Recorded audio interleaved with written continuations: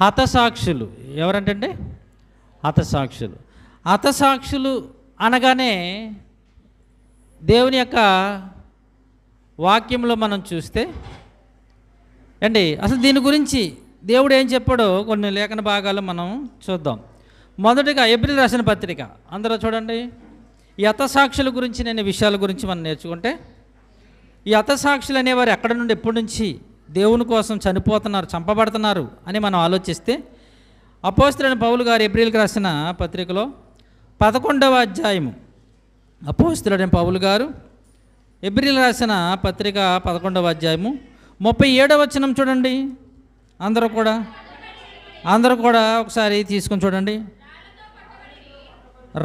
రాళ్లతో కొట్టబడిరి, రంపములతో కోయబడిరి, శోధింపబడిరి, ఖడ్గముతో చంపబడిరి, గొర్రె చర్మములను మేక చర్మములను వేసుకుని దరిద్రులయుండి శ్రమపడి హింస పొందుచు అడవులలోను కొండల మీదను గృహలలోను సొరంగములలోను తిరుగులాడుచు. ఇక్కడ మీరు ఒక్కసారి ఈ ఏప్రిల్ రాసిన పత్రికలో ఈ 11 అధ్యాయాలు మీరు చదివారే, ఏమని? రాళ్లతో కొట్టబడిరి, రంపములతో కోయబడిరి, శోధింపబడిరి, ఖడ్గముతో చంపబడిరి అని ఇక్కడ కొన్ని మరణాల గురించి మనం చూస్తున్నాం. ఎందుకు ఎప్పుడు ఈ మరణాలు ఎప్పుడు సంభవించినాయి తెలుసా మీకు? ఇవి కొత్త నిబంధనలో కాదండి, పాత నిబంధనలోనే ఈ అపోస్తలుడైన ఈ పౌలు గారు ఏప్రిల్లో రాస్తున్న ఈ పత్రికలో రాస్తూ ఆ కొత్త నిబంధనలకు చెప్పటం లేదు. మరి ఎవరి గురించి? మనం అనుకుంటున్నాం, కొత్త నిబంధనలు అనుకుంటున్నాం. చూడు ఒకసారి పైన చూడండి, ఎవరి గురించి చెప్తున్నాడో ఒకసారి మనం చూస్తే 31వ వచనం. విశ్వాసమును బట్టి రాహాబును వేశ్యవేగుల వారిని సమాధానముగా చేర్చుకునినందున అవిధేయులతో పాటు నశింపకపోయెను. ఇంకా ఏమి చెప్పుదును? చూడండి జాతక, ఇంకా ఏమి చెప్పుదును? గిద్యోను, బారాకు, సంసోను, యోప్తా, దావీదు, సమయోలను వారిని గూర్చియు ప్రవక్తలను గూర్చి వివరించుటకు సమయం చాలదు. వారు ఎవరు? వారు అమ్మా, ఎందుకు ఇక్కడ వారు అని ఉంది? ఎవరు? పైన చెప్పారే ప్రవక్తల గురించి. వారు విశ్వాసము ద్వారా ఏం చేశారు? రాజ్యములను జయించిరి, వాగ్దానములు పొందిరి, సింహముల నోళ్ళు మూసిరి, అగ్ని బలములను చలార్చిరి, ఖడ్గదారులను తప్పించుకునిరి, బలహీనులుగా ఉండి బలపరచబడిరి, యుద్ధములు పరాక్రమశాలులై అన్యుల సేనను పాలద్రోలిరి, స్త్రీలు మృతులైన తమ వారిని పునరుద్ధానం వలన మరల పొందిరి, కొందరైతే మరి శ్రేష్టమైన పునరుద్ధానం పొందగోరి విడుదల పొందనొల్లక యాతన పెట్టబడిరి, మరికొందరు తిరస్కారములను, కొరడా దెబ్బలను, మరి బంధకములను, ఖైదీను అనుభవించిరి. అప్పుడు చదవాలి. రాళ్లతో కొట్టబడిరి, రంపములతో కోయబడిరి, శోధింపబడిరి, ఖడ్గముతో ఇంతకీ ఎవరు వెళ్ళు? ఈ లిస్టు ఇప్పుడు మనం చదివేవి లిస్ట్ అంతా ఎవరి లిస్టు? పాత నిబంధనలో హతసాక్షులైపోయిన వారు. ఎవరు తెలిసిన వీళ్ళు? పాత నిబంధనలు కొత్త నిబంధన కాదు, చాలామంది కొత్త నిబంధనలు హతసాక్షులు అంటున్నారు. ఇది ఇక్కడ రాసింది పాత నిబంధనలో వారు హతసాక్షులు అయిపోయారు, దేవుని కోసం బలైపోయారు, దేవుని కోసం చనిపోయారు. ఇలా దేవుని కోసం చనిపోయిన వారిలో మొట్టమొదటి వారు ఎవరో తెలుసా? దేవుని కోసం మొట్టమొదటిగా హతసాక్షి ఎవరు? 2 మార్కుల ప్రశ్న ఏంటి? స్తేఫను అంటున్నారు కొంతమంది, ఏబీలు అంటున్నారు మరొకరు. ఎవరు? చూడండి ఎవరు? యేసు ప్రభువు తన బోధలో చెప్పిన మాటను గురించి మనం ఆలోచిస్తే చూడండి, మత్తయి సువార్త లూకా సువార్తలో కూడా ఉంటుంది. ఏబేలు రక్తము మొదలుకొని బరకియా కుమారుడైన జకర్యా రక్తమంతయు ఏం చేస్తుంది? మీ మీదకి వచ్చును. ఒకసారి ఆ మాట చూడండి ఒకసారి. మొట్టమొదటిగా హతసాక్షి అయిపోయిన హతసాక్షిని గురించి మనం చూస్తుంటే లూకాసు వార్త అండి, మత్తయి సువార్త 23వ అధ్యాయము, మత్తయి సువార్త 23.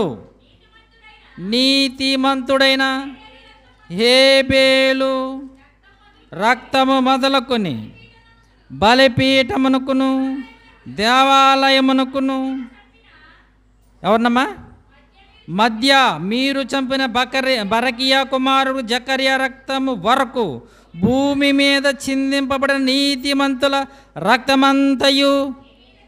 అంటే పాత నిబంధన కాలంలోనే దేవుని కోసం హతసాక్షులు పోయిన హతసాక్షులు ఉన్నారండి.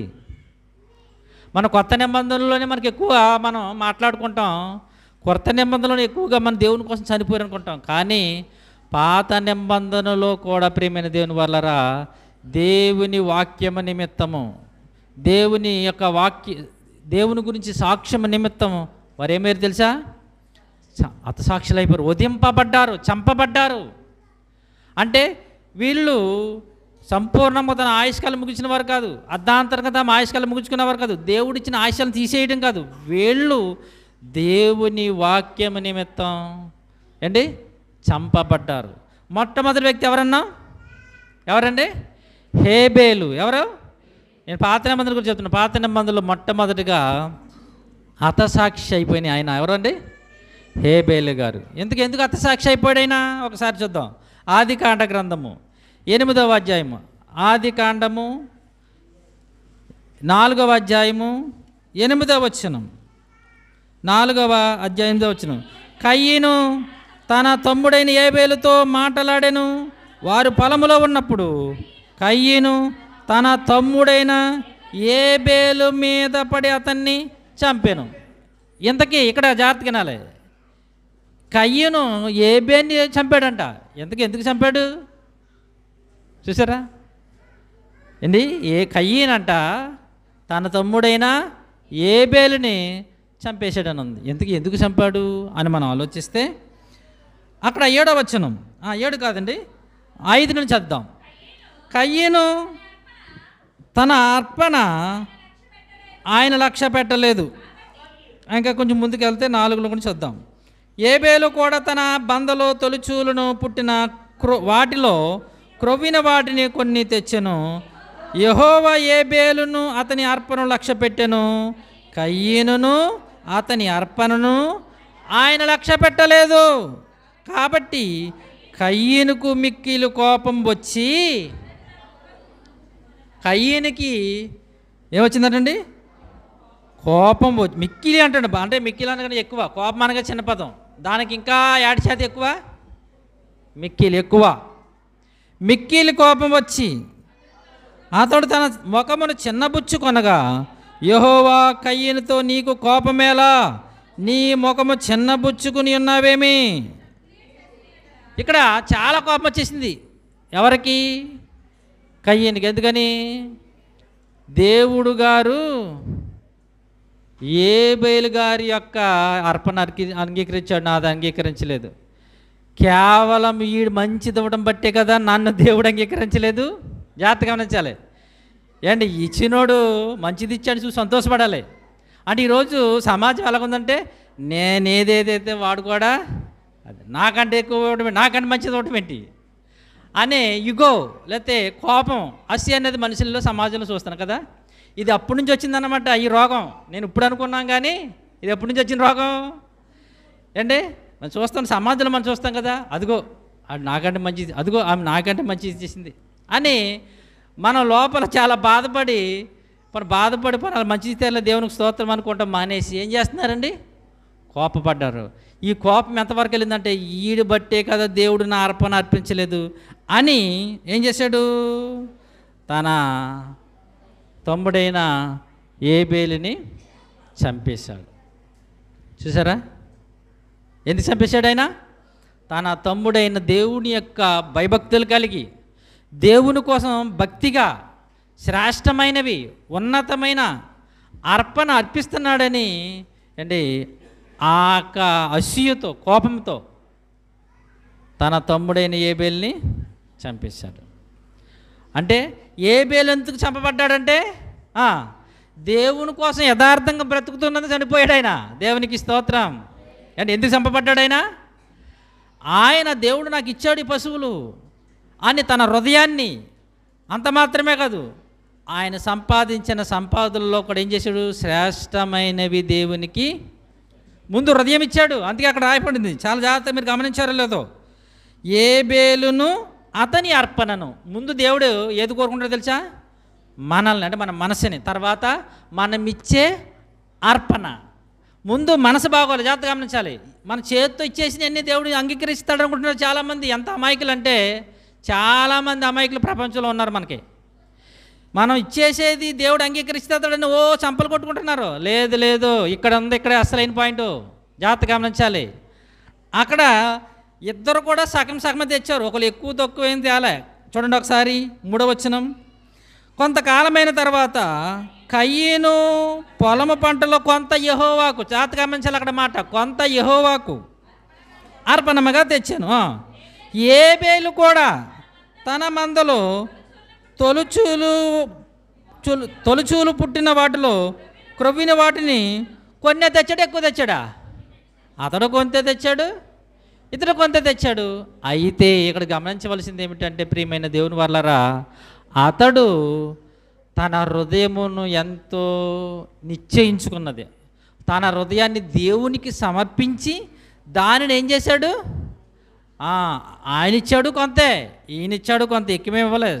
ఇద్దరు తెచ్చింది కూడా కొన్ని, ఆయన కొంత, కొంచెం కొంచెమే తెచ్చారు. అయితే ఇక్కడ గమనించాలి, దేవుడు ఇద్దరిని చూశాడు. చూడండి అక్కడ ఏబేలును, అక్కడ జాగ్రత్తగా గమనించారు మీరు, ఏబేలును అతని అర్పణ కాదు ముందు చూసింది, ఏబేలును అతని అర్పణను. అంటే ఏబేలు బాగున్నాడు, అతని అర్పణ బాగుంది. నెక్స్ట్ చూడండి, నెక్స్ట్ మాట, కయ్యనును చూశాడు, అతని అర్పణను చూశాడు. అర్పించాడు కానీ ఏమి లేదు, అది అతడు అర్పించాడు బాగానే, కానీ అతని మనసులో ఏముంది, బాగులేదు. అందుకనే దేవుడు అతని అర్పణ లక్ష్య పెట్టలేదు. చూడండి అక్కడ ఆ మాట చదివారు మీరు. కాబట్టి తర్వాత ఎందుకు లక్ష్య పెట్టలేదంటే దేవుడు, యెహోవా ఏబేలును అతని అర్పణ లక్ష్య పెట్టెను, కయ్యనును అతని అర్పణను లక్ష్య పెట్టలేదు. ఎందుకంటే ఆయన మంచి మనసుతో అర్పణ అనేది అర్పించలేదు. అందుకనే దేవుడు మొట్టమొదటిగా మనం ఇచ్చే అర్పణలు ఏం చూస్తాడన్నమాట, ఏం చూస్తాడు.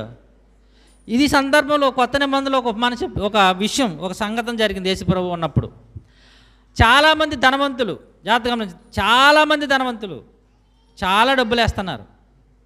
కానీ ఒక భేద విధవరాలంటే ఎన్ని వేసిందంట, 2 వేసింది. అప్పుడు అన్నాడు ప్రభువు, అందరికంటే ఎక్కువ ఇవిడ వేసింది అన్నాడు. అదేంటది, అక్కడ చాలామంది ధనవంతులు ఉన్నారు, 10 కాసులు 20 కాసులు 30 కాసులు వేసిన ఉన్నారు, కానీ ఈమె మాత్రం 2 వేసింది. యేసు ప్రభువు ఏమన్నారు, ఈమె అందరికంటే, అదేంటి అందరికంటే ఎక్కువ వేసింది. ఆశ్చర్యపోయారు వాళ్ళు, ఈ భేద విధవరాలు ఏమీ లేని దరిద్రాలు ఈమె అందరికంటే ఎక్కువ వేసిందా? అవును, ఆమె ఇచ్చిన అర్పణ కంటే ముందు ఆమె హృదయంలో ఏముంది తెలుసా, తనకున్నదంతా, తనకి వెనకాల ఏమీ లేదు, అదే తనకి.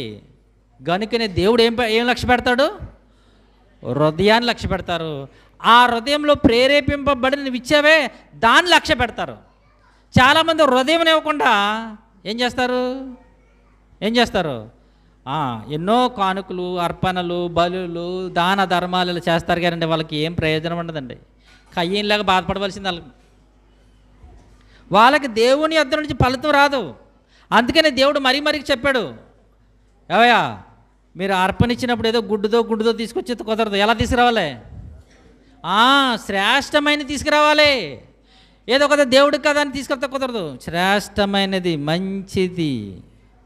ఎందుకు ఆ మాట చెప్పాడు, వీళ్ళు మనుషులు మంచోళ్ళు కాదు, సహజంగా మనుషులు వెళ్ళిపట్టు వాళ్ళంటే శ్రేష్టమైన దేవుడు అంటే పాడైపోయినాయి, కుళ్ళిపోయినాయి, అవి పనికి మళ్ళీ అన్ని మిగిలిపోయినాయి అన్నీ తీసుకొచ్చేస్తుంటారు సమాజం. అందుకనే దేవుడు మరీ చెప్పాడు, అమ్మా అయ్యా మీరు దేవునికి అర్పణ ఇచ్చినప్పుడు పశువుల్లో కానీ, మేకల్లో కానీ, పావురముల్లో కానీ మీరు ఏ అర్పణ తెచ్చినా అర్పణ ఏముండాలి, నిష్కలంకమైనదై ఏ యొక్క లోపం లేనిదై ఉండాలి అనే దేవుడు ఎంత చక్కగా చెప్పాడు. దేవునికి స్తోత్రం. గనుక ప్రియమైన దేవుని వల్లరా ఇక్కడ నేను చెప్పే విషయం అంటే దేవుడు అర్పణ ఇచ్చే దాంట్లో ఆయన లక్ష్య పెట్టేది మొదట హృదయమును. ఏంటండి? హృదయం. మీకు మనకు తెలుసు కయ్యను ఎవరిలో అననీయ సప్పీరాలు వాళ్ళు కానుక తెచ్చారా లేదా? తెచ్చారా? తెచ్చారు. ఎలా తెచ్చారు? ముందు దాచేసుకుని, అంటే హృదయము అదే ఆయన పాదాల దగ్గర పడిపోయి, అయ్యగారు మేము ఇంత కమ్మేమండి, ఇది సగం మేము పెట్టుకున్నామండి, సగము మీకు ఇస్తున్నామంటే అక్కడ పేతురు గారు ఏమని అంటాడండి వాళ్ళని? ఓకే మీ హృదయం మంచిది అంటాడు. కానీ వాళ్ళు ఏం చేశారు? తమ హృదయం బాగోలే ఏంటి అర్పణ తెచ్చి చచ్చిపోయిన వాళ్ళు అంటే ఆల్రెడీ ఎంత దౌర్భాగ్యంలో చూడండి. పొలం అమ్మి చూడండి, జాగ్రత్తగా గమనించాలమ్మా, పొలం అమ్మి కానుకిచ్చి చచ్చిపోయిన వాళ్ళు ఎవరు రావు అంటే అననీయ సప్పీరాలు. ఎంత దౌర్భాగ్యంలో చూడండి. అంటే కానుకిచ్చిన వాళ్ళు దీవుని పొందాలి, కానుకిచ్చిన వాళ్ళు ఆశీర్వాదం పడాలి, కానుకలు ఇచ్చిన వాళ్ళు అభివృద్ధి పొందాలి, వర్ధిల్లపడాలి. కానీ ఇక్కడ ఏమైపోయారు? చచ్చిపోయారు. కారణము ఏంటి? ఇది కానుకల కోసం వెళ్ళిపోతుంది కానీ సబ్జెక్టు కానుకల కోసం కానీ చెప్పేది ఏంటి ఇక్కడ అంటే మన హృదయంలో నిశ్చయించుకున్న దాన్ని మనం ఇచ్చే అర్పణ దేవుడు అంగీకరిస్తాడు. ఇంతకీ ఏబేలుని దేవుడు ఎందుకు కోరుకున్నాడంటే అతను శుద్ధమైన హృదయం, మంచి హృదయంతో దేవునికి అర్పణ అర్పించాడు. కానీ కయ్యనుకు ఆ హృదయము లేదు. కయ్యనుకి ఏం లేదండి? ఆ హృదయము లేదు. గనుక అతను ఏం పడ్డాడు? అతను ఏమైపోయాడండి? చనిపోయాడు. మంచి అర్పణ అర్పించినందుకు, లేదా మంచి హృదయముతో దేవునికి సమర్పించినందుకు కయ్యను గారికి పాపం బాధ వేసేసి, దుఃఖం వేసేసి తన తమ్ముడైన ఏబేల్ని చంపేసి, అంటే మొట్టమొదటిగా బైబిల్లో మనకి హతసాక్షి అయిన వ్యక్తి ఎవరంటే ఏబేలు గారు. అందుకని యేసుక్రీస్తు ప్రభువారు అంటున్నారు. మరలా లోకాసు వార్త 11వ అధ్యాయం కూడా చూడండి. అదే విషయం మీద మత్తయిలో చదివిన విషయమే ఇక్కడ ఉంది.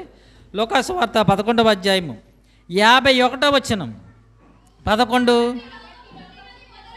లోకము పుట్టినది మొదలుకొని, అనగా చూసారా, లోకం ఎప్పుడైతే పుట్టిందో ఆ లోకం పుట్టిన తర్వాత మొట్టమొదటి హతసాక్ష్యమైన ఎవరంటున్నారంటే ఏబేలు రక్తము మొదలుకొని బలిపీఠమునకును మధ్యను మందిరమునకు మధ్యను నశించిన జకర్యా రక్తము వరకు సింధింపబడిన ప్రవక్తల రక్తము నిమిత్తము ఈ తరము వారు విచారింపడతారు. అదిగో లోకము పుట్టింది, మాట యాడ్ చేశాడు. లోకం పుట్టినది మొదలుకొని మొట్టమొదటిగా రక్తం చిందించిన ఆయన ఎవరంటున్నాడంటే ఏబేలు. తర్వాత ఎవరంటున్నారు? జకర్యా గారి గురించి ఎందుకు చెప్తున్నాడంటే ఈయనకు ప్రేమ దేవుని వల్లరా దినవృత్తాంతంలో గ్రంథం ఒకసారి చూద్దాం. ఈయన ఎలా చనిపోయాడండి? ఈయన ఎందుకు చనిపోయాడు ఒకసారి మనం చూస్తే దినవృత్తాంతములు 2వ గ్రంథం 24వ అధ్యాయం. దినవృత్తాంతముల గ్రంథము 24వ అధ్యాయము 20వ వచనం నుంచి మనం చూడగలిగితే, అప్పుడు దేవుని ఆత్మ యాజకుడగు యెహోయాదా కుమారుడు జకర్యా మీదకి రాగా అతడు జనుల ఎదుట నిలబడి, మీరెందుకు యెహోవా ఆజ్ఞను మీరుతున్నారు? మీరు వర్ధిల్లరు, మీరు యెహోవాను విసర్జించి తిరిగి గనుక ఆయన మిమ్మల్ని విసర్జించి ఉన్నాడని దేవుడు సెలవిచ్చుచున్నాడు అనేను. ఇక్కడ జాగ్రత్తగా గమనించాలి.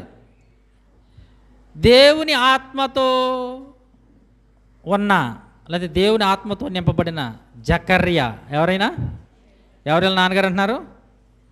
యెహోయాదా కుమారుడు. ఎవరండి? యెహోయాదా కుమారుడు. అయితే ఇతడు అంటున్నారు ఇక్కడ, ఇదిగో ఓ యోధా రాజా, ఆయన పేరు యోవాష్. ఎవరండి ఆయన? ఇక్కడ రాజుగారు యోవాష్. ఈయన గురించి మరి మీకు చెప్పేమో తెలియదు కానీ యెహోయాదా అనే ఈ జకర్యా గారి తండ్రి గారే ఈ యోవాష్ అనే రాజు చిన్నతనం అంటే 7వ సంవత్సరం వరకు, అంటే బాల్యం నుంచి 7వ సంవత్సరం వరకు పెంచి అతడే రాజుని చేసి 7వ సంవత్సరంలోనే రాజుని చేసి పెద్దోడిని చేసి పెళ్ళిళ్ళు చేసి రాజుని చేసి చక్కగా బుద్ధులు నేర్పించిన వాడే ఈ జకర్యా గారి తండ్రి అయిన యెహోయాదా. ఎవరైనా యెహోయాదా ప్రధాన యాజకుడైన దేవుని సేవ చేసేవాడు. రాజుగారు చచ్చిపోయాడు. ఆయన కుమారుడే యెహోయాషు.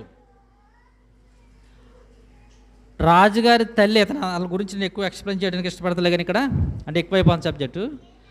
ఈ యోవాష్ అనే ఈ చిన్నబిడ్డ, అప్పుడు చిన్నవాడు ఉన్నప్పుడు వాళ్ళ నాన్న చనిపోయాడు. చనిపోతే ఏ రాజుగారి తల్లి తన కుమారుడు చచ్చిపోయాడని ఆ తల్లి పేరు అతల్య. ఏ తల్య?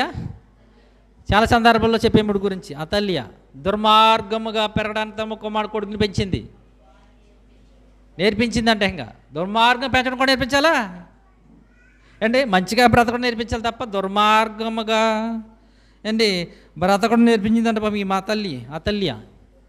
కొడుకు చచ్చిపోయాడని వెంటనే మనవల్ని రాజకుమారులందరూ చంపేసి నేనే రాజు అయిపోవాలని దుహంకారంతో అహంభావంతోనండి చంపేస్తున్నప్పుడు ఈ యెహోయాదా జాగ్రత్తగా గమనించాలి. యెహోయాదా ఈ రాజకుమారులో యావాషను చిన్నవాడిని జాగ్రత్తగా దాచేసి కనిపించకుండా మందిరంలో పెట్టేసి పెంచారండి. ఎందుకు పెంచారో తెలుసండి? ఈ యెహోయాదా భార్యయే ఆ రాజుగారి చెల్లెలు. అంటే ఈ యోవాషుకి మేనత్త అన్నమాట. యోవాష్ అనే రాజు చిన్నబిడ్డ ఉన్నాడే దాచారే, ఇప్పుడు మేనత్తగా ఉండగా పాపం ఆ భర్త గారు చెప్పి ఏమండి మా మేనల్ని చంపేస్తున్నారు అందరినీ, నేను పాపం ఒకడన్నా బ్రతికిద్దాం అనుకుందో ఏమో తెలియదు కానీ మొత్తానికి పాపం యెహోయాదా ఈ మేనల్లుడిని ఏం చేశారంటే రాజుగారు కొడుకుని దేవుని మందిరంలో దాచి పెంచారు 7 సంవత్సరాలు వచ్చే వరకు. 7 సంవత్సరాలు వచ్చిన తర్వాత అప్పుడు రాజుని చేసి ఆడి కిరీటం పెట్టి 7 సంవత్సరాల్లోనే రాజు అయిపోయాడు. చిన్నాడు యోవాష్ రాజుని చేసి అతని పెద్దవాడిని చేసి చక్కగా జ్ఞానం నేర్పించి రాజరికం నేర్పించి పెళ్ళిళ్ళు చేసి ఇన్ని చేశాడు. పాపం ఎవరు? యెహోయాదా. ఎవరు యెహోయాదా అంటే జకర్యా గారి తండ్రి. ఓకే, ఎందుకు చెప్తున్నా నేను గురించి అని చెప్తున్నాను, జాగ్రత్తగా వినాలి. ఇంత బుద్ధులు జ్ఞానము నేర్పి గొప్పవాడిని చేసి రాజ్యం చేసి రాజరికం ఇచ్చాడు. అంత మాత్రం ప్రాణం పోసిన ప్రదాత ఆయన చెప్పాలండి. అందరూ మనకెందుకు వస్తుంది సత్యసావని అంటుకుంటే ఎప్పుడో పోయేవాడు కదండి. మనకెందుకు సత్యసావని అంటే మనం ఎవరు యాజకులు పత్రం చేసుకుందాం, వాళ్ళతో మనకెందుకు అనుకుంటే వాడు ఎప్పుడో పోయేవాడు. కానీ పాపం అతన్ని దాచి పెంచి గొప్పవాడిని చేసి రాజుని చేసి పెద్దవాడైన తర్వాత ఈ యెహోయాదా గారు చనిపోయారు. ఆయనకి ఇచ్చి వృద్ధాప్యం మంచి చనిపోయాడు. చూడండి ఒకసారి ఆ మాట 24వ అధ్యాయము 15వ వచనం చూడండి. యెహోయాదా దినములో గడిచిన వృద్ధుడై, అంటే దేవుడు ఆయనకి ఇచ్చిన ఆయుష్కాలం. మొన్న చెప్పాలి, దీని గురించి నేను చెప్పలేదు ఎందుకంటే ఎక్కువైపోతుంది ఆపేసాను. ఈ సందర్భంలో చెప్తున్న జాగ్రత్తగా గమనించాలి. యెహోయాదా దినములో గడిచిన వృద్ధుడై చనిపోయానంటే దానికి ఇచ్చిన ఆయుష్కాలంలో చక్కగా చనిపోయాడు. అతడు చనిపోయినప్పుడు 130 సంవత్సరాలండి. అతడు ఇశ్రాయేలీలలో దేవుని దృష్టికిని తన ఇంటి వారి దృష్టికిని మంచివాడే ప్రవర్తించను గనుక జనులు దావీదు పట్టణమందు రాజుల దగ్గర అతనిని పాతి పెట్టిరి. 17వ వచనం. యెహోయాదా చనిపోయిన తర్వాత యోధాధిపతులు వచ్చి రాజునకు నమస్కరింపగా వారు రాజు మాట సమ్మతించెను. ఇంకా రాద్దాం. అయితే ఏం జరిగిందో తెలిసింది. యెహోయాదానికి ఇచ్చిన ఆయుష్కాలం అంటే ఎన్ని సంవత్సరాలు? 130 సంవత్సరాలు చనిపోయాడు. ఇంకా ఆయనకి ఈ రాజుగారికి బుద్ధులు చెప్పేవాళ్ళు జ్ఞానం చెప్పేవాళ్ళు, ఎందుకంటే ఆయన వెళ్ళిపోయాడు. ఎప్పుడైతే యెహోయాదా చనిపోయాడో ఈ రాజుగారు ఏం చేశారంటే ఆ పెద్దలు చెప్పిన మాట ఎవడు చెప్పిన మాట వాళ్ళ మాట వినేసి చివరికి దేవునినే పక్కకు పెట్టేశాడు. ఏం చేయడండి ఆయన? దేవునినే పక్కకు పెట్టేశాడు. 19వ వచనం 17-18 కూడా చదవండి. ఎప్పుడైతే యెహోయాదా అనే ప్రవక్త లేదా ఈ యొక్క యాజకుడు చనిపోయాడో 18వ వచనం, జనులు తమ పితరుల దేవుడైన యెహోవా మందిరం విడిచి దేవునినే విడిచి దేవతా స్తంభములను విగ్రహములు పూజ చేసిరి. అదేంటండి? ఎప్పుడైతే మంచోడు చచ్చిపోయాడో వీళ్ళంతా ఎలా బయలుదేరారు? ఈడు తందానా తానంటే ఈడు తయ్య అంటున్నాడు. మనుషులండి మంచి వైపు మగ్గరండి కానివ్వండి, చెడు వైపు అండి సూపర్ ఫాస్ట్ ఎక్స్ప్రెస్కి వెళ్ళిపోతారండి. మరి అదేం రోగమో తెలియదు కానీ మంచికి తాళ్ళు పెట్టి లాగినారారు, చెడుకి ఉఫ్ అని వెళ్ళిపోతారు. నిజం చాలా ఆశ్చర్యం అనిపిస్తుంది. తాళ్ళు కట్టి గొలుసులు వేసి నాగిన మంచికి నేను రాను అంటారు. అదే చెడుకి ఉఫ్ అని మెల్లగా ఉదయమా పొలోమంట వెళ్ళిపోతారు. అంతే ఏంటి 17వ సంవత్సరం నుంచి చక్కగా పెంచి గొప్పవాడిని చేసి రాజుని చేసి, ఒరే మన దేవుడైన యెహోవా ఈయనకే మనం ప్రార్థన చేసుకోవాలిరా బాబు, ఈయన్నే మనం ఆరాధించాలిరా బాబు అని చెప్తే, ఆ దేవుడిని ఆ ప్రవక్త చనిపోగానే, ఆ యాజకుడు చనిపోగానే తుస్సుమంట వెళ్ళిపోయారు. అక్కడికే చూడండి, ఆ మాట మళ్ళీ చదువుతుంది. దేవతా స్తంభములను విగ్రహం పూజ చేసిరి, వారు చేసిన ఈ అపరాధము నిమిత్తము యోధా వారి మీదకిని యెరూషలేము కాపరస్తుల మీదకిని దేవుడు కోపం వచ్చేసింది. కోపం రాకుండా దేవుడు ఏం చేస్తాడు? నెక్స్ట్ ఏం చేస్తాడు తెలుసండి? వార్నింగ్ ఇస్తాడు. దేవుడు వెంటనే కోపం వచ్చింది అనుకోండి, వెంటనే శిక్షించాడు. మీకు చెప్పాను ఒకసారి, దేవుని కోపం వస్తానే ముందు ఆయన ఏం చేస్తాడని. పండు రాలాలంటే, ఒక పండు రాలాలంటే దానికి ముందే ఉంటుంది పండాలి. పండు రాలిపోవాలంటే ముందు ఏం చేయాలి? పాపం పండిపోవాలి అండి. ఆడు సావాలంటే పాపం పండిపోవాలి. మీకు చెప్పాను, మరి గుర్తుందో లేదో, మనం బాగా గుర్తుపెట్టుకుంటాం కదండి. చాలా విషయాలు చెప్పాను అక్కడ. ఏది సొదొమ గొమొర్రాలు చెప్పాను, నినివే గురించి చెప్పాను అమ్మా. దేవుడు ఎవరిని శిక్షించే ముందు ఆయన ఏం చేస్తాడు? హెచ్చరిస్తాడు, వార్నింగ్ ఇస్తాడు. ఇక్కడ కూడా యెహోయాదా ప్రవక్త యొక్క యాజకుడు చనిపోయిన తర్వాత వీళ్ళు ఎక్కడికి వెళ్ళిపోయారు? విగ్రహారాధనలకి వెళ్ళిపోయారు. అప్పుడు దేవుడు ఏం చేస్తున్నాడు చూడండి, 19వ వచనం, తన వైపునకు వారిని మళ్ళించుటకై. చూడండి ఎంత మంచి దేవుడో చూడండి. తన వైపుకు మళ్ళించుటకై యెహోవా వారి యొద్దకు ప్రవక్తలను పంపగా సాక్ష్యం పలికిరి, కానీ వారు చెవియగ్గక ఉండేరి. దేవుడు నిజంగా ఎంత గొప్పవాడుచుండు. ఓ రాజు యెహోయాదా, ఓ ప్రధానులారా, ఓ యాజకులారా, ఓ ప్రవక్తలారా, ఏంటిది మీ చేస్తున్న పనేంటి అని దేవుడు అంటండి. తన వైపు మళ్ళటానికి ఎవరిని పంపించాడంట? ప్రవక్తలు పంపితే వీళ్ళు ఏం చేశారు? చెవి యొగ్గక, అంటే ఆ మాట వినలేదు. అప్పుడు వినలేదు కనుక అప్పుడు నెక్స్ట్ మాట, అప్పుడు దేవుని ఆత్మ యాజకుడగు యెహోయాదా కుమారుని జకర్యా మీదకు రాగా అతడు దేవుని మందిరంలోకి వెళ్ళాడు. ఇందాక మీరు చదివారు, బరకియా కుమార్ జకర్యా దేవాలయంలో మంచి చంపేశాడున్నారే.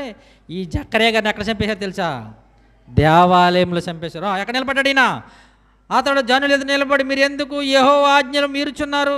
మీరు వర్ధిల్లరు, మీరు యెహోవాని విసర్జించిద్దరు గనుక ఆయన మిమ్మల్ని విసర్జించి ఉన్నాడని దేవుడు సెలవిచ్చుచున్నాడు అనెను. అందుకు వారు అతని మీద కుట్ర చేసి రాజు మాటను బట్టి యెహోవా మందిరపు ఆవరణము లోపల రాళ్ళు రువ్వి అతన్ని చావగొట్టిరి. మీకేమైనా అర్థమైందండి? ఎందుకు చంపేశారు ఆయన్ని? ఎందుకు చంపారు? మీరు దేవుని మాట వినకుండా ఆయన విసర్జించి మరలా వ్యర్థమైన వాటికి పరుగులెత్తుతున్నారు, ఎందుకురా మీకు ఈ బతుకు అని చెప్పినందుకు రాజు మాటను బట్టి మనకు గమనించాలి. రాజు ఎవరు? యోవాషు. ఎవరు? రాజుగారు ఇలా మాట్లాడుతున్నాడు, ఏమంటారు అని రాజుగారు అని చూశారు. ఏసేంటి రాబాయ్ అన్నాడు, అంతే. రాజు మాటను బట్టి అన్న చూశారు అక్కడ. అంటే రాజు ఆజ్ఞ ఇవ్వకపోతే ఏమి చేయకూడదు. అందుకే రాజు మాటను బట్టి అండర్లైన్ చేసుకున్నాం. రాజు మాటను బట్టి యెహోవా మందిరపు ఆవరణము లోపల రాళ్ళు రువి అతని చావగొట్టిరి. ఈ ప్రకారముగా రాజు అయినప్పుడు వచ్చి చనిపోయారు. ఇతనే రాజైన యోవాషు జకర్యా తండ్రిని యెహోయాదా తనకు చేసిన ఉపకారమును మరిచిన వాడై అతని కుమారుని చంపించెను. చూసారా ఎంత? మీకు ఎందుకు చెప్పనుకుంటున్నారు? యోవాషు గురించి ఎందుకు చెప్పనుకుంటున్నారు? చచ్చిపోవలసినాడు, బతికాడు, రాజుని చేశాడు, పెద్దవాడిని చేశాడు, రాజు రకం ఇచ్చాడు, ఇన్ని చేసినాడు సాక్షాత్ వాళ్ళ కొడుకుని చంపించేసాడు చూడండి అంత. అంటే వీడు ప్రాణం పెట్టినట్టు కానీ ప్రాణం తీసాడు అనమాట. అంతే కదండి. వీడు ప్రాణం పోశాడు ఎవరు? యెహోయాదా పోసినందుకు తన కొడుకుని ప్రాణాన్ని తీశాడు. అది ఆ మాట అందుకనే చెప్పాను, రాజు మాటను బట్టి. రాజు మాట ఇవ్వకపోతే బాబు ఆయన జోలికి వెళ్ళకండి రా బాబు, వాళ్ళ నాన్నగారిని బట్టి నేను బతికాను రా బాబు, ఈరోజు బట్ట కట్టుకున్నానంటే వాళ్ళ నాన్న రానాలి. కానీ ఏం చేశాడు అంటే చేసిన మేలు పెద్దవైన అయిపోయి మర్చిపోతారండి. ఇది మానవ నైజం. అంటే ఇది ఎక్కడి నుంచి వచ్చింది? యోవాషు. ఎవరండినా? యోవాషు. మానవ నైజం అంటే ఇది, మనుషుల్లో ఉన్న నైజం. ఎందుకంటే ఎప్పుడు తరతరాలు గతించిపోతున్నా కానీ ఈ పరిస్థితులు మాత్రం మారటం లేదండి. కనుక ఎందుకు చంపేశారు ఈయన్ని? ఈ జక్కరయ్య గారు ఎందుకు చంపారు? అయ్యా మీరు వెళుతున్న పరిస్థితి బాగోలేదు, మీరు నడుస్తున్న పద్ధతి బాగోలేదని చెప్పినందుకు ఈ జక్కరయ్య గారిని రాళ్ళు రువ్వి కొట్టి చంపేశారు. అదే యేసుప్రభువు చెప్పారు, ఏబేలు రక్తము మొదలుకుని జకర్యా రక్తం మందిరమునకు మధ్య మీరు చంపేశారే, ఆ జకర్యా రక్తం అంతా ఏమవుతుందో తెలుసా? మీ మీదకు వస్తుంది. అండి ఇక్కడ ఒక చిన్న మాట మీకు చెప్పాలి. ఎందుకంటే ఇక్కడ దినవృత్తాంతముల గ్రంథం అనేది మరి చాలా ఎదరుంది కదండి, దాని వెనకాల చాలా పుస్తకాలు ఉన్నాయి కదా. ఏబేలుని జక్కరయ్య గారిని ఎందుకు దేవుడు పెట్టాడు? మధ్యలో మరి చాలా పుస్తకాలు ఉన్నాయి కదండి. మీకు చిన్న మరి మీరు వచ్చిందో లేదు కానీ నేనే పుట్టిస్తున్నాను మీకు డౌటు అండి.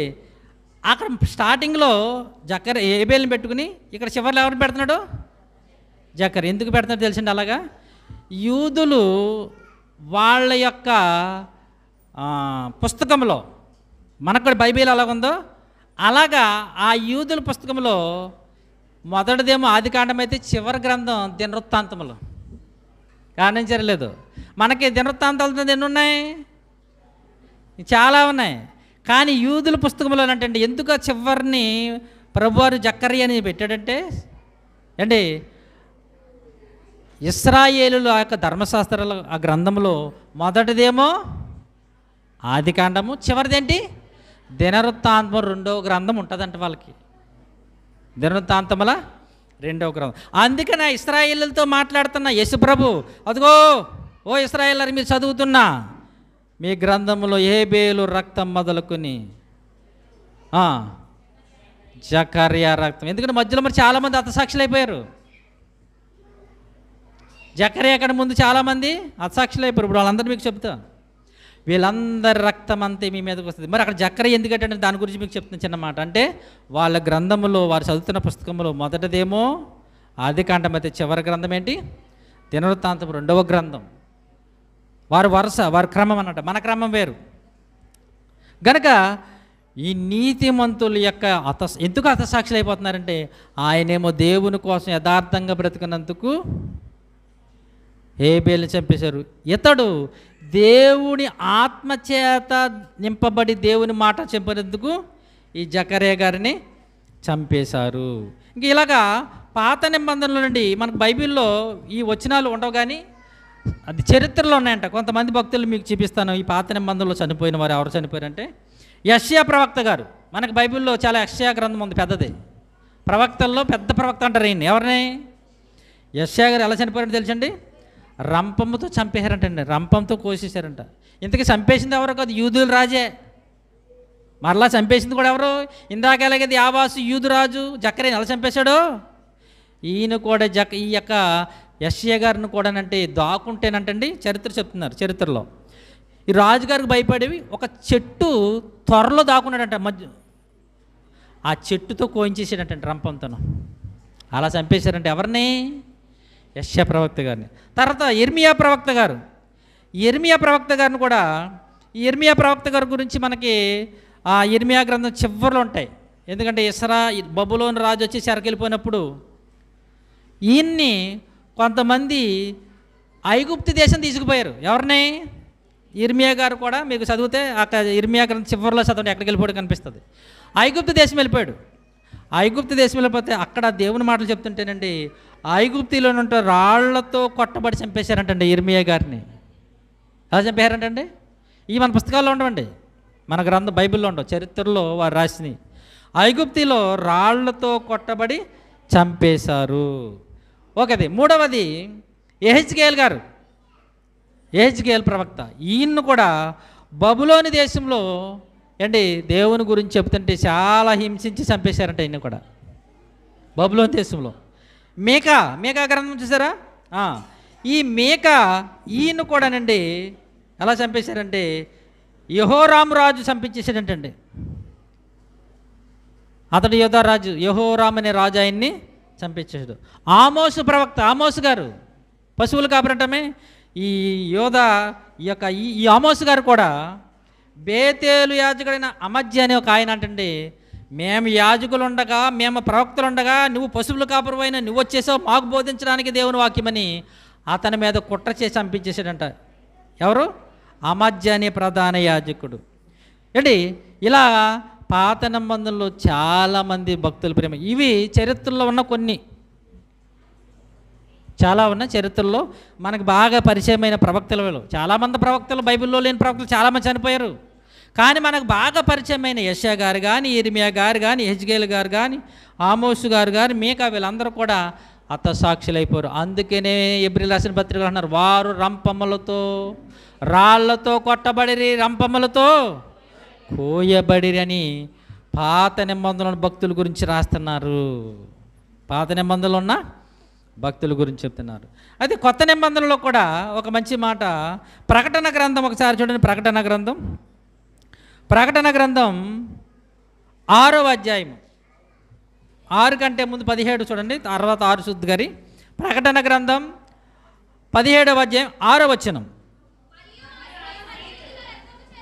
మరియు ఆ స్త్రీ పరిశుద్ధుల రక్తము చేతను, ఆ మాట చూడండి జాగ్రత్తగా, యేసు యొక్క హతసాక్షులు, యేసు యొక్క హతసాక్షులు. ఇప్పుడు పాత నిబంధనలు యేసు కంటే ముందు అయినా దేవుని సాక్షులుగా, యెహోవా సాక్షులుగా, దేవుని సాక్షులుగా వారు అతనైపోయారు. తర్వాత యేసుక్రీస్తు వచ్చిన తర్వాత వారు ఏ సాక్షులండి? యేసుక్రీస్తు యొక్క, అంటే వీళ్ళు ప్రత్యేకముగా యేసుక్రీస్తు దేవుడు, యేసుక్రీస్తు దేవుడు, యేసుక్రీస్తు దేవుడు, దేవుని కుమారుడని చెప్పినందుకు చంపేశారు. అక్కడేమో జాగ్రత్తగా గమనించాలి, పాత నిబంధనలేమో అయ్యా మీరు విగ్రహాలకు వెళ్ళకండి, అయ్యా మీరు దేవుని మాట నమ్మండి, మన దేవుని పెట్టి విగ్రహాలకు వెళ్ళిపోతున్నారు చెప్పినందుకు వాళ్ళని చంపేశారు. ఇక్కడ యేసు దేవుని కుమారుడు, ఆయన పరలోకములో తండ్రి కుడి పార్శ్వమున ఉన్నాడు, ఆయన దేవుని కుమారుడు, ఆయన దేవుడు అని చెప్పినందుకు చంపేశారు. అందుకే అక్కడ రాయబడిన ప్రత్యేకమైన మాట చూడండి, యేసు యొక్క హతసాక్షులు. ఎవరంటాళ్ళు? యేసు యొక్క హతసాక్షులు. అంటే ప్రత్యేకంగా ఈ నూతన నిబంధనలో చనిపోయిన వాళ్ళందరూ కూడా యేసుక్రీస్తు కొరకు చనిపోయారు. అలా చంపబడిన వారిలో మనకు మొదటిగా కనిపించేది ఎవరు కొత్త నిబంధనలో? మరలా ఇంత చెప్పారు, ఎవరు? స్తెఫను గారు. ఎవరు? స్తెఫను గారు ఎందుకు చంపేశారు? అదో ఇశ్రాయేలులారా, ఓ యాజకులారా, పరిసయ్యులారా, అబ్రహాము కుమారులారా, దేవుని బిడ్డలారా, యేసుప్రభు ఎవరనుకుంటున్నారు? ఆయనే దేవుని పంపకొచ్చిన దేవుని కుమారుడు, ఆయనే మన రక్షకుడు అని చెప్పినందుకు పళ్ళు రువ్వి, అపోస్తల కార్యములు 7:54 నుంచి వారి మాటలు విని కోపముతో మండిపడి అతనిని చూచి పండ్లు కొరికిరి, పరిశుద్ధాత్మతో నింపబడిన వాడై ఆకాశం వైపు తేరు చూచి దేవుని మహిమను, యేసు దేవుని కుడిపార్శ్వం నిలిచిండుట చూచి ఆకాశము తెరవబడటయు, మనిషి కుమారుడు దేవుని కుడిపార్శ్వం నిలిచిండుటయు చూచుచున్నానని చెప్పాను. అందుకు వారు అప్పుడు పెద్ద కేకలు వేసి చెవులు మూసుకుని ఏకమ్మగా అతని మీద పడి పట్టణము వెలుపలికి అతన్ని వెళ్ళగొట్టి రాళ్ళు రువ్వి చంపేశారు. ఎందుకు చంపారమ్మా? ఏమంటే ఎందుకు చంపారు? ఆయన ఏమన్నాడు? అడుగో మహనీయుడు మన రక్షకుడు యేసయ్యా పరలోకంలో తండ్రి కూడా పార్శ్వమున ఉన్నాడు అనగానే వీళ్ళు పళ్ళు రువ్వేస్తున్నారంట, పళ్ళు కొరుకుతున్నారు. పళ్ళు కొరుకుతున్నారంటే ఏమనుకున్నారు? చాలామంది కొరుకుతారు పళ్ళు, యాపల పళ్ళు, ద్రాక్ష పళ్ళు, అవి కొరకడమే. ఈయన ఆ పళ్ళు కాదు కొరికేది, ఇక్కడ ఏ పళ్ళు? ఏమీ లేకుండా కొరుకుతున్నారు పళ్ళు కోపంతో. దేంతో? ఎందుకు కోపం? ఏం తప్పు చేశాడు? వాళ్ళు చేసిన తప్పు ఏంటంటే యేసుని దేవుని కుమారుడు చెప్పడానికి కుదరతాలకు చెప్పకూడదు. యేసు దేవుడి దగ్గర ఉన్నాడని చెప్తే అలా నాకు ఇష్టం ఉండదు, అందుకని చంపేశారు. యేసు దేవుని కుమారుడు, అదిగో ఆ కుడి పార్శ్వమున ఉన్నాడయ్యా, పరలోకంలోకి వెళ్ళిపోయాడు, ఆ తండ్రి దగ్గర ఉన్నాడని చెప్పగానే రాళ్ళు రువ్వి చంపేశారు. మొట్టమొదటిగా హతసాక్షి అయిపోయాడంటే ఈయన ఏంటి. ఆయనకంటే ముందు ఇంకో ఆయన చనిపోయాడు. ఆయన చెప్పాలంటే యెహోవా సాక్షి అయినా ఎవరైనా ఇదే కొత్త నిబంధనలో చెప్పగలరా? ఈ యేసుక్రీస్తు సాక్షి కదా ఆయన. యెహోవా సాక్షి కొత్త నిబంధనలో చచ్చిపోయాడు ఒక ఆయన. మనకు తెలిసిన ఆయన చల్లిన వాళ్ళు కూడా చెప్తలే, మన బైబిల్లో ఉన్నాడు ఒక ఆయన. Very good. ఎవరు? బాప్తీసమిచ్చు యోహాను. ఏం చెప్పాడు? ఓ హేరోదు, నువ్వు చేస్తున్న పని మంచిది కాదు, దేవుడు నేను చూస్తున్నాడు అని చెప్పాడు. అందుకు చెరసాల్లో వేసి అతను జన్మదినోత్సవం వచ్చినప్పుడు ఖడ్గముతో తల నరికించి చచ్చిపోయాడు. అతడు దేవుని యొక్క సాక్షి. పాత నిబంధనలోకి వెళ్ళిపోతాడు ఆయన కూడా చెప్పాలని. గనుక యేసు యొక్క సాక్షులుగా మొట్టమొదటిగా హతసాక్షి అయిపోయినాడు అని బైబిల్లో ఎవరు? స్తెఫను గారు. ఎవరండి? స్తెఫను గారు. రెండవది అపోస్తలుల కార్యములు 1వ అధ్యాయం. ఇప్పుడు యేసుక్రీస్తు శిష్యుల్లో ఇందాక ఆయన స్తెఫను గారు సువార్తికుడు, ఆయన శిష్యుడికి ఆయన ఎవరైనా అమ్మా ఇందాక మీరు చదివిన స్తెఫను గారు ఎవరైనా 7 సువార్తికులు ఉన్నారు, 7. ఆ 7లో ఒక అతడు స్తెఫను సువార్తికుడు. అయితే యేసుక్రీస్తు 12 మంది శిష్యులలో మొట్టమొదటగా చచ్చిపోయిన వాడు అపోస్తలుల కార్యములు 12వ అధ్యాయము. అపోస్తలుల కార్యములు 12వ అధ్యాయం 1వ వచనం. దాదాపు అదే కాలమందు రాజైన హేరోదు సంఘపు వారిలో కొందరిని బాధ పెట్టుటకు బలత్కారముగా పట్టుకుని యోహాను సహోదరుడైన యాకోబును ఖడ్గముతో చంపించింది. జబదయి కుమారులు అంటామే మనం బైబిల్లో. జబదయి కుమారులని నీ కుడిపార్శ్వన ఎడపార్శ్వన కూర్చుంటాం ప్రభు అన్నారే, వారిలో ఒకడు ఎవరు? యాకోబు. ఎలా చంపేశారు? హేరోదు ఖడ్గముతో తల నరికించేశాడు.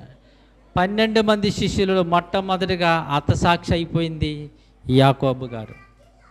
ఇంకా కర్మవాళ్ళ గురించి బైబిల్లో రాలేదు, కానీ చరిత్రలో వీళ్ళ గురించి ఉన్నాయి. జాగ్రత్తగా కొన్ని మాటలే, పూర్తిగా కాదు. వాళ్ళు ఎప్పుడు ఏ సంవత్సరంలో చచ్చిపోయారు, ఎలా చచ్చిపోయారు, కొన్ని విషయాలు మీకు చెప్తాను, జాగ్రత్తగా గమనించండి. అలాగే యాకోబు గారు చనిపోయారు క్రీస్తు శకం 44. ఇది ఇక్కడ సంవత్సరం చెప్తాను, గమనించాలి. క్రీస్తు శకం 44వ సంవత్సరంలో ఆయన హేరోదు రాజుగారి చేత ఖడ్గంతో చంపబడ్డాడు. తర్వాత ఫిలిప్పు గారు. ఎవరు? ఫిలిప్పు. ఈయన ఆసియా, ఈజిప్టు సువార్త ప్రకటిస్తూ ఫిలిప్పు దేశం, ప్రిగిరియా అండి ఇలా కొన్ని దేశాల్లో తిరుగుతుండి ఆయన పట్టుకుని అంటండి, జాగ్రత్తగా గమనించాలి, ఆయన పట్టుకుని కొరడాలతో కొట్టి చెరసాల్లో వేసి కొంతకాలం చెరసాల్లో ఉంచి క్రీస్తు శకం 54వ సంవత్సరంలో సిలువ వేసి చంపేశారంటే ఈయన్ని. ఎవరో యేసుక్రీస్తు శిష్యుల్లో ఫిలిప్పు గారిని సిలువ వేసి చంపేశారు. తర్వాత చిన్న యాకోబు. ఎవరో? చిన్న యాకోబు గారు. ఈయనని యెరూషలేములోనే మరి ఉండి సువార్త ప్రకటిస్తుండగా యెరూషలేం పట్టణంలోనే ఈయన్ని క్రీస్తు శకం 63వ సంవత్సరంలో ఒక కొండ మీద నుంచి త్రోసి ఏంటి ముందు కొరడాలతో కొట్టి చంపేశారంటండి. ఓ కొండ దగ్గర తీసుకెళ్ళి తోసేసి కొరడాలతో కొట్టి చంపేశారంట. ఎవరు? చిన్న యాకోబు. ఎప్పుడు? క్రీస్తు శకం 63వ సంవత్సరం. అలాగే పేతురు గారు.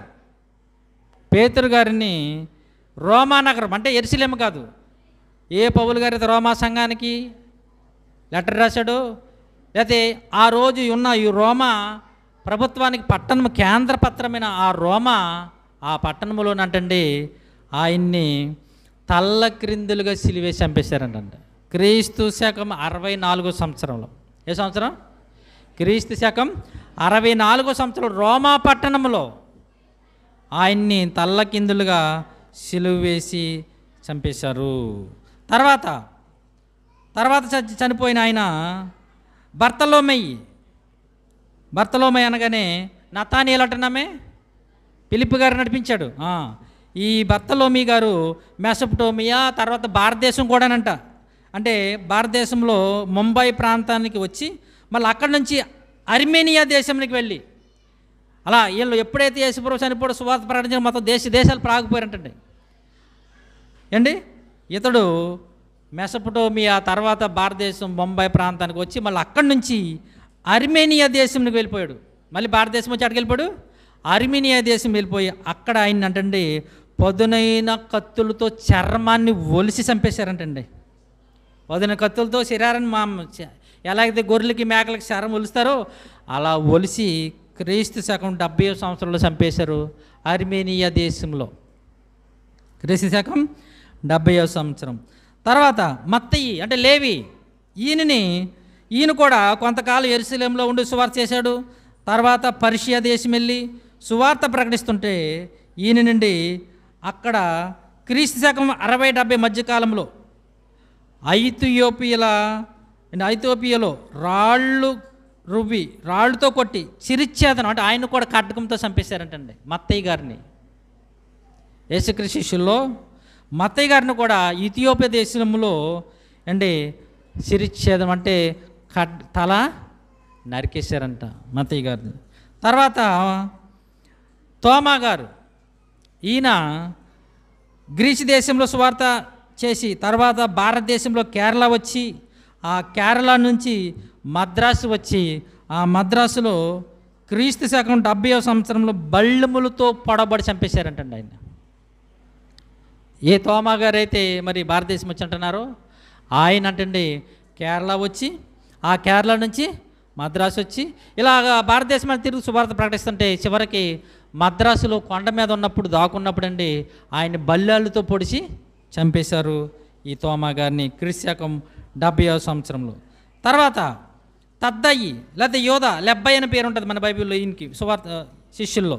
ఈ లెబ్బయి అని ఆయన్ని ఏం చేశారంటే సువార్త ప్రకటిస్తూ ఈయన కూడా టర్కీ గ్రీసు దేశం ఇలా తిరుగుచుండగా క్రీస్తు శకం 72వ సంవత్సరంలో కర్రలతో కొట్టి బల్లెములతో పొడి చంపేశారంట అండి.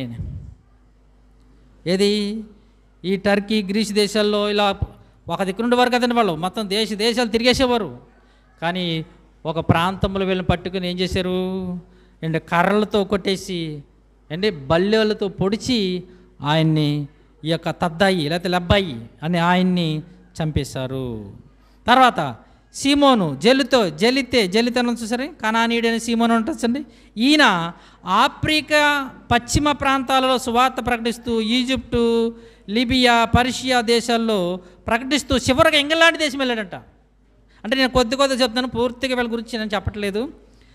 చివరిగా ఇంగ్లాండ్ దేశం వెళ్ళినప్పుడు ఆ ఇంగ్లాండ్ దేశంలో సువార్త ప్రకటిస్తున్నప్పుడు ఈయన రెక్కలు వీర్చి అంటండి బంధించి హింసించి సిలువ వేసి చంపేశారంట ఆయన్ని. ఇప్పటికీ ఈ చరిత్రలో వాళ్ళు ఎక్కడైతే చంపేశారు, ఏ దేశంలో అక్కడ ఏమంటారండి పెద్ద పెద్ద చర్చిలు కట్టేశారు తెలుసండి మీకు. ఎక్కడైతే యేసుక్రీస్తు చనిపోయారో ఆ దేశాల్లో పెద్ద పెద్ద చర్చిలు కట్టేశారు. అలా మొత్తం హిస్టరీ ఆయన ఎప్పుడు ఇక్కడికి వచ్చాడు సువార్త ప్రకటించడానికి, ఎప్పుడు చనిపోయాడు, అన్నీ చరిత్రలో ఈరోజు ఉన్నాయి ఈ సీమోను లేదా కానానీయుడైన సీమోను క్రీస్తు శకం 74వ సంవత్సరంలో రెక్కలు విరిచి బంధించి హింసించి సిలువ వేసి చంపేశారు. తర్వాత ఈ మత్తయి ఎవరో తెలుసండి, యోధా పోగొట్టుకున్న చోటులోనికి వచ్చాడే 12 మంది అపొస్తలులోనికి మత్తయి. ఆ మత్తయి ఈయన కూడా ఇథియోపియా దేశంలో సువార్త ప్రకటిస్తుండగా క్రీస్తు శకం 70వ సంవత్సరం రాళ్ళతో కొట్టి సిలువ వేసి చంపేరి. ఏం చేశారండి ఈయన? రాళ్ళతో కొట్టి చంపేశారు. తర్వాత ఆంద్రియ గారు, ఎవరు? ఎవరి ఆంద్రియ? సీమోను పేతురు గారి యొక్క సహోదరుడు. ఈయన కూడా ఏం చేశారంటే ఈ ఆంద్రియ గారు కూడా గ్రీసు దేశంలో సువార్త ప్రకటిస్తూ రోమా నగరంకి వచ్చాడు. ఆ రోమా నగరంలో ఈయన కూడా రోమాలో చచ్చిపోయాడండి. ఏ యొక్క పేతురు గారు రోమాలో చనిపోయాడో ఈయన కూడా రోమాలోనే చనిపోయాడు. ఎప్పుడంటే క్రీస్తు శకం అండి, క్రీస్తు శకంలో ఈయన కూడా 70వ సంవత్సరం. ఏ సంవత్సరం అంటే పేతురు గారు చచ్చిపోయిన ఒక 6 సంవత్సరాలకి ఈయన చచ్చిపోయాడు. ఆయన 64లో చనిపోయాడు. ఎవరు? పేతురు గారు. ఆయన చనిపోయిన 6 సంవత్సరాలకి ఈయన కూడా రోమా పట్టణంలో ఈ ఆంద్రేయ గారిని ఎలా చంపారు తెలుసండి? క్రాసు ఇలాగుంటుంది సార్, ఇంటూ ఆకారం ఉంటుంది సారా, ఇంటూ ఆకారంలో సిలువేసి అంటండి 2 రోజులు ఆ సిలువు మీద ఉండే సువార్త ప్రకటిస్తూ చచ్చిపోయాడంటండి ఆయన. 2 రోజులు ఆ సిలువు మీద, ఆ ఇంటూ ఆకారంలో ఉన్న సిలువు మీద వేసేస్తే సువార్త ప్రకటిస్తూ ఆయన చనిపోయాడండి. చివరగా యోహాను గారు ఎవరు? కానీ ఈయన హతసాక్షి అవ్వలేదు, సహజ మరణం చేశాడండి. యేసుక్రీస్తు శిష్యుల్లో హతసాక్షి అయిపోయిన వాడు ఈయన ఒక్కడేనండి. క్రీస్తు శకం 98వ సంవత్సరంలో ఈయన ఎఫెసీ పట్టణంలో సహజ మరణం పొందాడంట. ఎందుకంటే నేను చంపాలని చాలా ప్రయత్నాలు చేయడానికి చచ్చిపోలేదంట. చరిత్రలో చెప్తున్నారు ఏమనంటే, కాగుపోతున్న నూనెలు వేసారంటే ఈయన్ని, కాగుపోతున్న నూనెలు వేస్తే సావలేదంట ఈయన. అయ్యి బాబు ఈయన సావట్లేదు, ఎలా చంపనని చివరికి పద్మాసు దీపంలో ఆయన సరసాల్లో వేసేసి అక్కడి నుంచి చాలా రుద్దుడైన తర్వాత ఎఫెసీ పట్టణంలో అక్కడ చనిపోయాడంటే ఆయన. 101 సంవత్సరం గలవాడాయి ఆయనకి. 101 సంవత్సరంలో సహజంగా మరణము చెందాడు ఈ యోహాను గారు. చివరగా యేసుక్రీస్తు శిష్యులలో వాడు కానప్పటికీ చివరిలో వచ్చాడు ఒక ఆయన. ఎవరో శిష్యుల కంటే ఎక్కువ సువార్త చేశాడు, తెలీదా? అపోస్తులుడైన పౌలు గారు. ఈయన కూడా క్రీస్తు శకం 67వ సంవత్సరంలో రోమా నగరంలో కైరో చక్రవర్తి శిరిచ్ఛేదనం చేయబడి చంపేశారు. ఎందుకంటే అక్కడ ఒక ఇన్సిడెంట్, రోమా పట్టణాన్ని రోమా చక్రవర్తి అంటించేసుకుని క్రైస్తవుల మీద తోసేసి అంత ఆడిల్లు ఆడించుకుని వేల మీద పెట్టేసి ఆ నేరము పౌల మీద వేసి చంపేశారండి. క్రీస్తు శకం 67వ సంవత్సరంలో రోమా నగరంలో ఈయన శిరిచ్ఛేదం అంటే తల నరికేశారు. దేని నిమిత్తం? అందుకనే ప్రకటన గ్రంథం చివరిగా చూడండి, ప్రకటన గ్రంథం 6వ అధ్యాయము, ప్రకటన గ్రంథం 6వ అధ్యాయం 9-10 వచనాలు చూడండి. ఆయన 5వ ముద్రను విప్పినప్పుడు చూడండి, దేవుని వాక్యము నిమిత్తమును, చూడండి, దేవుని వాక్యము నిమిత్తమును తామిచ్చిన సాక్ష్యము నిమిత్తము వధింపబడిన ఆత్మలను బలిపీఠం క్రింద చూచితిని. వారు నాదా సత్య స్వరూపి పరిశుద్ధుడా, ఎందాక తీర్పు తీర్చక మా రక్తము నిమిత్తము భూనివాసులను ప్రతిదండక చేయకు ఉందని బిగ్గరగా కేకలు వేసిరి. వారు తెల్లని వస్త్రం వారిలో ప్రతివానికి ఇవ్వబడును, మరియు వారి వలనే చంపబడబోవు సహదాసుల యొక్కయు సహోదరుల యొక్కయు పూర్తి యగు వరకు ఇంకా కొంచెం కాలం విశ్రమింపవలనని. అంటే హతసాక్షుల లెక్క ఇంకేమవ్వలేదు, పూర్తి అవ్వలేదు.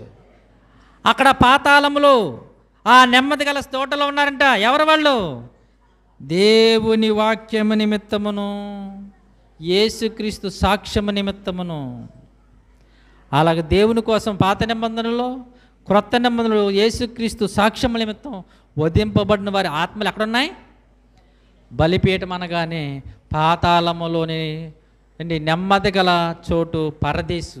అక్కడుండి నాదా కాకేస్తున్నారు పరలోకంలో ఉన్న దేవుని, పరిశుద్ధుడా ఎందుకయ్యా భూలోకంలో వాళ్ళందరూ ఉంచుతున్నావు? మా రక్తాన్ని చిందించం వాళ్ళు సువార్త ప్రకటించారు. మా తలలు నరికేశారు, మా చర్మాన్ని ఒలిచేశారు, సిలువేసేశారు, రాళ్లతో కొట్టారు, బల్లెలతో పొడిచారు. నాదా ఎందుకు తండ్రి వాళ్ళు ఇంకా ఉంచుతున్నావు అంటే అప్పుడు అంటున్నాడు దేవుడు, నాయనలారా బిడ్డలారా ఆగండి, మీ వలే చూడండి అక్కడ ఆ మాట, వారి వలనే చంపబడబోవు వారి యొక్క సహదాసుల యొక్కయు సహోదరుల యొక్కయు లెక్క పూర్తి అగువంత వరకు మీరు కొద్ది కాలం టేక్ రెస్ట్ అంటున్నాడంటే మీరు విశ్రాంతులు ఉండండి నాయన. మీ వలె అనేకులు హతసాక్షులు అయిపోవలసిన వారు ఉన్నారు. అలాగా మనం చూస్తున్న మన కళ్ళ ఎదురుగా ఎందరో ఏంటి ఒరిస్సా రాష్ట్రంలో మీకు తెలుసు కదా, 95వ సంవత్సరంలో ఆస్ట్రేలియా నుంచి వచ్చి సువార్త ప్రకటిస్తుంటే కొడుకుల్ని తండ్రిని కారులో పెట్రోల్ వేసి తగలేసేసారు. ఎక్కడో ఆస్ట్రేలియా దేశం విడిచిపెట్టేసి సువార్త ప్రకటిస్తా భయంకరమైన మనుషులు విగ్రహారాధికులని సువార్త ప్రకటిస్తాకు వెళ్తుంటే ఆ కారు మీద పెట్రోల్ వేసి ఆ బిడ్డలిద్దరిని తండ్రిని తగలేసేసారండి. ఇలా మన దేశంలో కూడా చాలామంది యేసుక్రీస్తు సువార్త నిమిత్తం హతసాక్షులైపోయారండి. రీసెంట్లీగా మనం చూస్తున్నాం, హైందువుల్ని హేతువాదుల్ని నాస్తికులు ఉతికి ఆరేసిన ఎవరో ప్రవీణ్ గారు కూడా పాపం ఆయన మరణాన్ని దాచేస్తుంది ప్రభుత్వం. అంటే మాటలు అతకుండా చెప్తున్నారు, ప్రభుత్వం వారు ఎర్రి మాట్లాడుతున్నారని, అబద్ధాలు ఆడేస్తున్నారని. నిజంగా ఎంత నవ్వుతుందో ప్రపంచం అంతా. చెప్పారంటే దాన్ని అతకాలంటారు, ఏమీ అతకటం లేదు. ఏంటి హతసాక్షులు అయిపోతున్నారు. ఎందుకో తెలుసా? చెప్పాడు, సహోదరుల యొక్కయు సహదాసుల యొక్కయు లెక్క లెక్క పూర్తి అగువంత వరకు మీరు అక్కడ ఉండండి. నిజంగా ఈ మరణాల్లోనండి హతసాక్షులైపోయిన వారి మరణాలు చాలా ధన్యులండి. వాళ్ళు మీకు అది చెప్తున్నా, ఆ 3 మరణాలు చెప్పారు, కానీ ఈ హతసాక్షులైపోయిన మరణాలు చాలా ధన్యులలో. పరలోకంలో వారి ఫలం చాలా గొప్పగా ఉంటుందండి. అందుకని శిష్యులండి హతసాక్షులైపోయారు సువార్త ప్రకటిస్తూ. ఈరోజు అనేక మంది మిషనరీలు మన ఇండియా దేశం వచ్చి కూడా హతసాక్షులైపోయారు. కనుక ప్రియమైన దేవుని వల్లరా, మనకిచ్చిన ఆయుష్కాలంలో మనకు హతసాక్షులైపోయేంత గొప్ప ధన్యత లేదు, కానీ దేవుని కోసం చనిపోతే, మనం దేవుళ్ళో ఉండి చనిపోతే ఎంతో అదృష్టవంతులం. ప్రార్థన చేసుకుందాం.